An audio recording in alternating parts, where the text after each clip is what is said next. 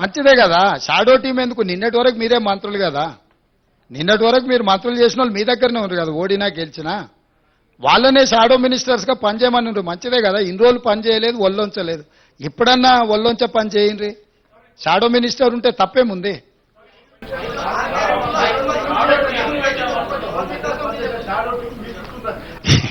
నేనేమంటున్నానంటే అధికారం withdrawal symptoms అనేది తెలుసు కదా. అంటే మా కొడంగల్ ప్రాంతంలో లేకపోతే నారాయణపేట ప్రాంతంలో కొన్ని ప్రాంతాలలో కల్తీ కళ్ళు ప్రభావం కొంచెం ఎక్కువ ఉంటుంది. మత్తు కళ్ళు అంటారు కదా, మందుకళ్ళు తాగినోడు సడన్ గా మందుకళ్ళు దొరకకపోతే ఆ పిచ్చి పిచ్చి చేష్టల్ని తట్టుకోవడానికి కుటుంబ సభ్యులే మంచాన్ని కట్టేస్తారు తాళ్ళు పెట్టి.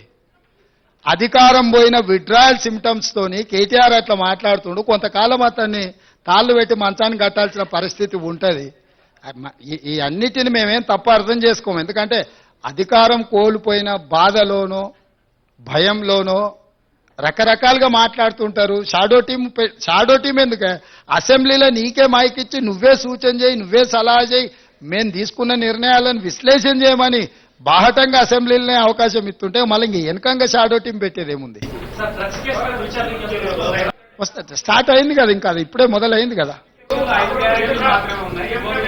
అవి కాలేజీలలో చేయాల్సింది, గ్రామాలలో కాదు. కాలేజీలు మళ్ళీ నెక్స్ట్ అకాడమిక్ ఇయర్ స్టార్ట్ అయింది కదా, ఆ కాలేజీలలోనే కౌంటర్స్ ఓపెన్ చేసి డైరెక్ట్ అక్కడనే తీసుకుంటాం.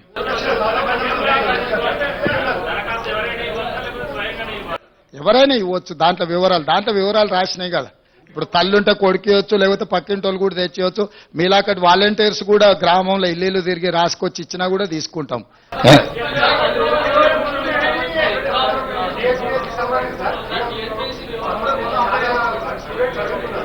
టీఎస్పీఎస్సీ విషయంలో ఎస్, మేము కూడా మీ దృష్టికి తీసుకురావాల్సిన అవసరం ఉంది. నిరుద్యోగ యువకులకు చెప్పాల్సిన అవసరం ఉంది.